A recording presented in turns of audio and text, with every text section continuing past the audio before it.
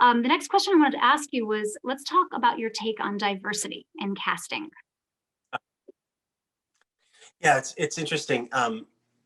It, it basically, well, first of all, I should say I am a multi-ethnic person. My on my father's side, he is Black and Native American, and on my mother's side is Western European, and actually Eastern European as well.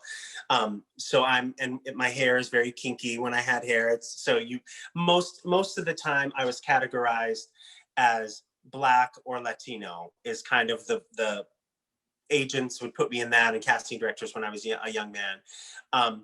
And so that was a whole interesting thing too. Nowadays, what I would say, and especially through this COVID thing and what's been happening with Black Lives Matter, so many of the producers and casting directors in New York City in specific, but really the world, they already were thinking about this, and it was important, depending on who was in the room. But really what casting directors, and I can speak specifically for Royal Caribbean, they ideally you want the cast to reflect the world that we live in and also reflect the audience that they're going to be performing for. And obviously in New York, it's everyone. There's every kind of person on the planet in New York City sitting in that audience. On a cruise ship, the same thing. You know, it's really people from all over the world coming together. And also some of the ships sail in different countries. You know, some of them sail out of China, some of them sail out of Australia, some are in Europe. So there is a diverse clientele of guests who are coming to those things. So diversity is very important. And I think one of the things that, having been in casting and hearing the conversations about things that happen, when there is a lack of diversity, there are complaints and issues. Specifically in the cruise line industry, because there people can leave comments, and that's if you go see a Broadway musical, they don't have a comment card for you to like say what you thought about the diversity, but people's reviews and people, and people speak out about things, and reviewers in particular. So diversity is important. And I think what is changing now is the idea that something is a type and needs to be that. Like, you think of the old fashioned Rodgers and Hammerstein musicals. You've got the ingenue, and then you usually have like the leading lady and the leading man, and then you might have the character part.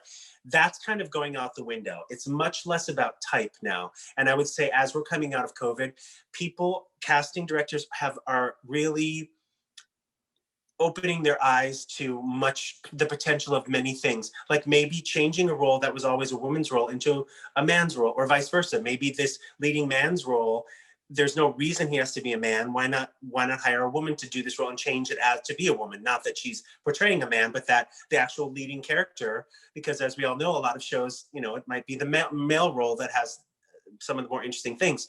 The idea of transgender, that is definitely making a big impact on Broadway right now. There are a number of shows where they are specifically looking to hire transgendered actors to play roles. And now they're also looking to hire differently abled people for the first time ever. And I thought about it, Ryan Murphy, some of his TV shows, the one about politics that's on right now. What was interesting is they're doing the same thing. So they'll have, like, there's a person who maybe plays the clerk of court. They're in court, and the clerk of court is in a wheelchair. There's no reason that person can't be, or another character, like one of the kid in the school. The kid in the school is a deaf or hard of hearing person, and so they're using sign language, but also talking, and it's just that's just part of what's there, because that's actually who's in our world. So the diversity is going beyond racial diversity. It's really there's an awareness now, which is wonderful, of all types of humanity. So there will be, mark my words, probably in the next 2 years, there'll be a Broadway musical where maybe one of the leading characters is in a wheelchair, or maybe one of the leading characters is visually impaired or hearing impaired or something different, so that it's moving away from the aesthetic of that everything is, Will Rogers Follies or Fosse, and everything has that. It's just about the beauty of something. It's more about the humanity of something now. So it's a good time for people who are, thinking, well, maybe there's no spot for me.